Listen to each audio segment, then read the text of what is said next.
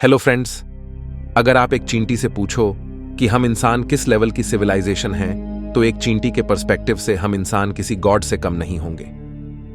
लेकिन दोस्तों, क्या आपको पता है कि वैज्ञानिकों के अनुसार हमारे ब्रह्मांड में कुछ ऐसी सिविलाइजेशन भी मौजूद हो सकती है जिनके सामने हम चींटी जैसी हैसियत भी नहीं रखते हैं।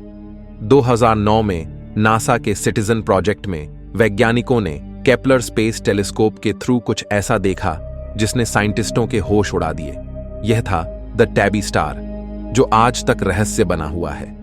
कुछ वैज्ञानिकों के अनुसार टैबी स्टार के चारों ओर एक ऐसी मेगा स्ट्रक्चर थी जो अपने सूरज की पूरी एनर्जी को खाए जा रही थी, और ऐसी मेगा स्ट्रक्चर तो हमसे काफी ज्यादा हाई एडवांस सिविलाइजेशन ही बना सकती है। तो सवाल है कि क्या हमसे एडवांस सिविलाइजेशन भी ब्रह्मांड में मौजूद है? अगर हां, तो हम इंसान कौन सी सिविलाइजेशन है और हम इंसान कितने एडवांस हो सकते हैं? दोस्तों, आज से 12,000 साल पहले धरती पर आइस एज लगभग खत्म होने को थी। इस समय हम इंसान किसी ट्राइब की तरह काफी प्रिमिटिव थे, लेकिन धीरे धीरे हम इंसानों ने एक सोशल स्ट्रक्चर में ढलना शुरू किया। इन 12,000 सालों में हमारी सिविलाइजेशन ने काफी तरक्की की, और सिर्फ पिछले 200 सालों में हम इंसानों का दायरा अंतरिक्ष तक पहुंच गया है। वैज्ञानिकों के अनुसार हमारे पास जितनी एनर्जी बढ़ती है, उतना ही हम अपनी सिविलाइजेशन को और आगे पुश कर पाते हैं। यह संभव है कि हमारी पृथ्वी के अलावा अन्य ग्रहों पर मौजूद सिविलाइजेशन हमसे भी ज्यादा एडवांस हो। अमेरिकी वैज्ञानिक फ्रैंक ड्रेक ने 1961 में एक ऐसी इक्वेशन दी जिसकी मदद से हम पता कर सकते हैं कि हमारे यूनिवर्स में हमसे ज्यादा कितनी एडवांस सिविलाइजेशन मौजूद हो सकती है। इसे ड्रेक इक्वेशन कहा जाता है। इस इक्वेशन के अनुसार ऐसा पॉसिबल है कि यूनिवर्स में हमसे भी कई गुना एडवांस सिविलाइजेशन मौजूद हो। 1964 में अमेरिकी वैज्ञानिक निकोलाई कार्दाशेव ने यह बताया कि कोई सिविलाइजेशन कितनी एनर्जी का यूज करती है। इस एनर्जी कंजम्पशन के बेसिस पर हम सिविलाइजेशंस को डिफाइन कर सकते हैं। इस स्केल को कार्दाशेव स्केल कहा जाता है, जिसके अनुसार दुनिया में टाइप 1 से लेकर टाइप 3 तक की सिविलाइजेशन मौजूद हो सकती है। इस स्केल के अनुसार हम इंसान आज टाइप 0.7 सिविलाइजेशन है, और हमें टाइप 1 तक पहुंचने में 100 साल भी कम पड़ेंगे। टाइप 1 एक ऐसी सिविलाइजेशन को कहा जाता है जो अपने प्लेनेट पर अवेलेबल सारी एनर्जी का यूज कर पाए। अगर हम इंसान टाइप 1 सिविलाइजेशन बन जाए तो हम अपने प्लेनेट पर वेदर को कंट्रोल कर पाएंगे। अर्थक्वेक और वॉल्केनोज पर हमारा कंट्रोल होगा। हम समुद्र पर बड़ी बड़ी सिटीज बना सकते हैं। आज के समय में हम अपने प्लैनेट की 70% एनर्जी का ही यूज कर पा रहे हैं, और साइंटिस्ट मिचियो काकू के अनुसार हम आने वाले 100 सालों में जाकर टाइप 1 सिविलाइजेशन बन पाएंगे। जापान की एक कंपनी ओबायाशी कॉरपोरेशन हमारे इस सपने को जल्दी पूरा कर सकती है। 2012 में इन्होंने एक स्पेस एलिवेटर बनाने का ऐलान किया था, यानी स्पेस तक जाने वाली एक लिफ्ट, जिसके थ्रू आसानी से हम स्पेस में ज्यादा से ज्यादा रॉकेट लॉन्च कर सकते हैं। यह प्रोजेक्ट हमारी सिविलाइजेशन को काफी तेजी से पुश करेगा, और हम बन जाएंगे एक टाइप 1 सिविलाइजेशन। यह सिविलाइजेशन इतनी पावरफुल होगी कि हम हर एक सेकंड में 100 परमाणु बम बना सकते हैं। हम समुद्र के पानी को फ्रेश वाटर में कन्वर्ट कर पाएंगे, जिससे पानी की समस्या खत्म हो जाएगी। लेकिन दोस्तों, इतने एडवांस बनने के बावजूद हमें कई नुकसान उठाने पड़ेंगे। इनमें सबसे बड़ा नुकसान होगा आर्टिफिशियल इंटेलिजेंस, जब यह हम इंसानों से भी ज्यादा पावरफुल हो जाएगी, यानी हम एक टेक्नोलॉजिकल सिंगुलैरिटी पर पहुंच जाएंगे। अमेरिकन वैज्ञानिक जॉन वॉन न्यूमन के अनुसार 2040 तक आर्टिफिशियल इंटेलिजेंस की ग्रोथ हमसे काफी एडवांस हो जाएगी। एआई हम इंसानों की ब्रेन कैपेसिटी को सरपास कर जाएगी। तब तक ऐसा कोई काम नहीं होगा जो रोबोट्स नहीं कर पाएंगे, और हमें झेलना होगा भारी अनएम्प्लॉयमेंट, जिस वजह से हम इंसानों को मजबूर होना पड़ेगा खुद को रोबोट में कन्वर्ट करने में। एआई की वजह से आने वाली इन प्रॉब्लम से कंपीट करने के लिए हमें बनना पड़ेगा साइबॉर्ग, यानी आधे इंसान और आधे रोबोट। इसमें हमें अपने ब्रेन के कैपेसिटी बढ़ाने के लिए टेक्नोलॉजी को ब्रेन में इम्प्लांट करना होगा, जिससे हम अपनी ब्रेन कैपेसिटी बढ़ा सके। हो सकता है हमें अपनी फिजिकल पावर बढ़ाने के लिए भी टेक्नोलॉजी का सहारा लेना पड़े। इस तरह हम धीरे धीरे टाइप 2 सिविलाइजेशन की ओर बढ़ने लगेंगे। यानी एक ऐसी सिविलाइजेशन जो अपने सूरज की पूरी एनर्जी का यूज कर सके, जो टाइप 1 सिविलाइजेशन से भी 1000 गुना ज्यादा एडवांस हो। ऐसी आधुनिक सभ्यता सूरज के चारों ओर एक ऐसी स्ट्रक्चर बना सकती है जो सूरज की पूरी ऊर्जा को स्टोर कर सके। इसे डायसन स्फीयर कहा जाता है। इस मेगा स्ट्रक्चर का सरफेस एरिया धरती से 60 करोड़ गुना ज्यादा होगा। अगर हम टेलीस्कोप की मदद से किसी स्टार के चारों ओर ऐसी मेगा स्ट्रक्चर ऑब्जर्व कर पाए तो समझ लीजिए हमने एक एडवांस्ड एलियन सिविलाइजेशन को खोज लिया है। 2009 में नासा के सिटीजन प्रोजेक्ट के अंडर केपलर स्पेस टेलीस्कोप से साइंटिस्ट ने एक ऐसे स्टार को खोज निकाला जिसके चारों ओर कुछ ऐसी ही मेगा स्ट्रक्चर होने की संभावना जताई गई। ये था द टैबी स्टार। कुछ रिसर्चर्स आज भी ये मानते हैं कि इस स्टार के चारों ओर एक एलियन मेगा स्ट्रक्चर हो सकती है। अगर ये सच में एग्जिस्ट करते हैं तो इसके सामने हम इंसान एक चींटी के बराबर होंगे। एक टाइप 2 सिविलाइजेशन हवा में उड़ने वाली बड़ी बड़ी सिटीज का भी निर्माण कर सकती है। अंतरिक्ष में काफी बड़े स्पेस हैबिटेट्स भी बना सकती है जहां लाखों इंसान अपनी जिंदगी बिता सके। यह धरती से टकराने वाले किसी भी एस्टेरॉयड को पहले ही तबाह करने में सक्षम होगी। इस सिविलाइजेशन के लोग किसी भी प्लेनेट को टेराफॉर्म करके धरती की तरह हैबिटेबल बना सकते हैं, आसानी से इंटरप्लैनेटरी वेकेशंस एंजॉय कर सकते हैं।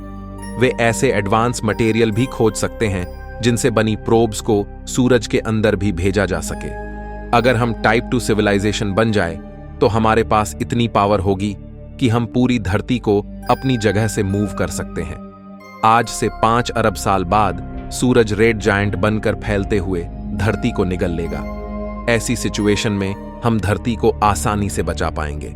वैज्ञानिक मिचियो काकू के अनुसार हम इंसानों को इस लेवल पर पहुंचने में कम से कम 1000 साल लग जाएंगे।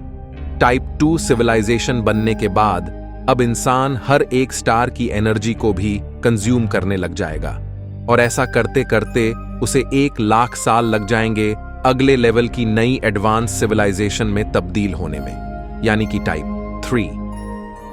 कुछ रिसर्चर्स के अनुसार हमारे यूनिवर्स में मौजूद कुछ एलियंस टाइप 3 सिविलाइजेशन के लेवल पर मौजूद हो सकते हैं, लेकिन वो हमें इस बारे में पता नहीं लगने देना चाहते।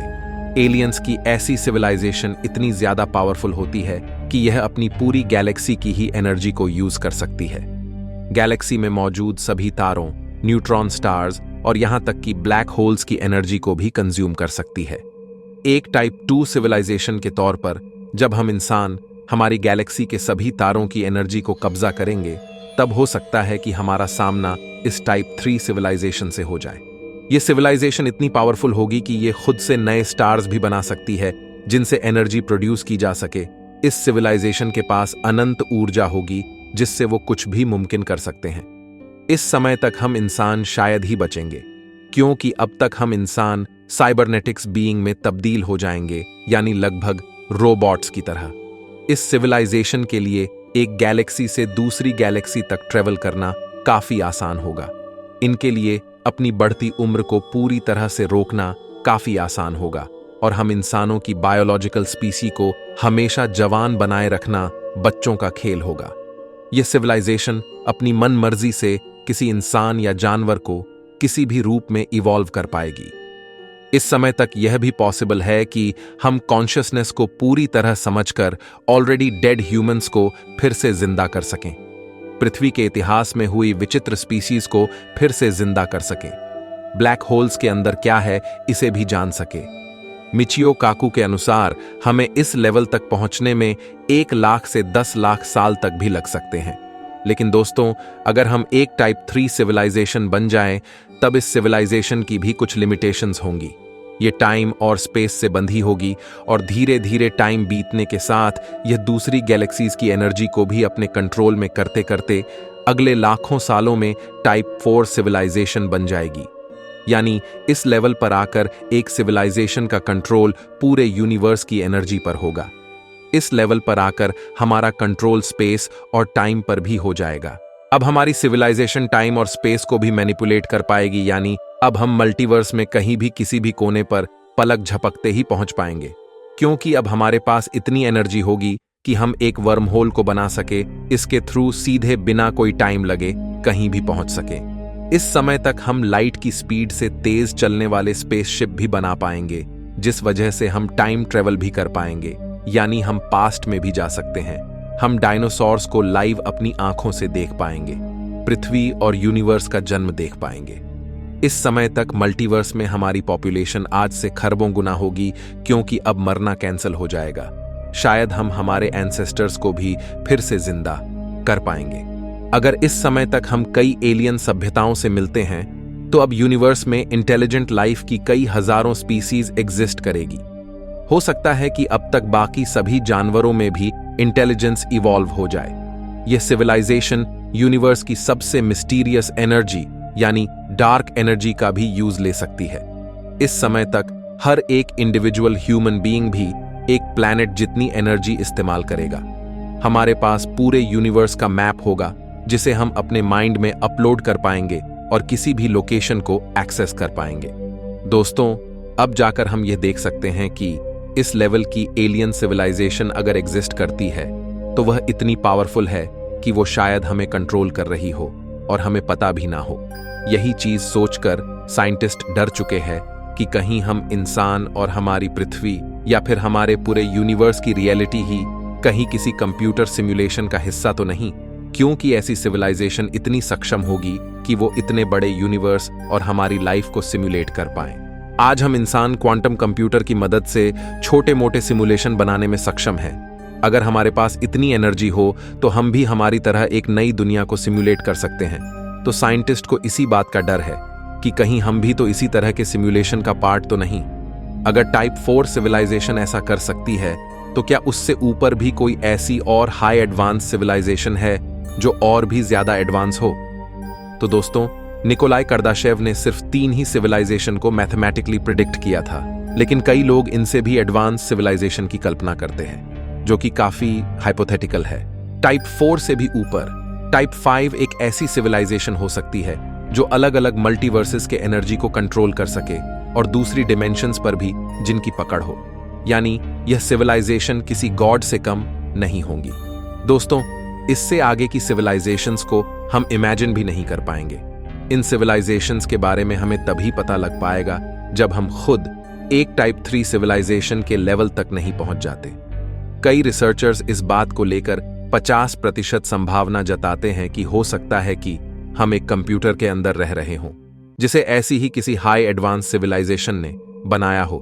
ऐसे में आपको क्या लगता है, क्या हम इंसान किसी एलियन सिविलाइजेशन के द्वारा बनाए गई सिमुलेशन का हिस्सा है?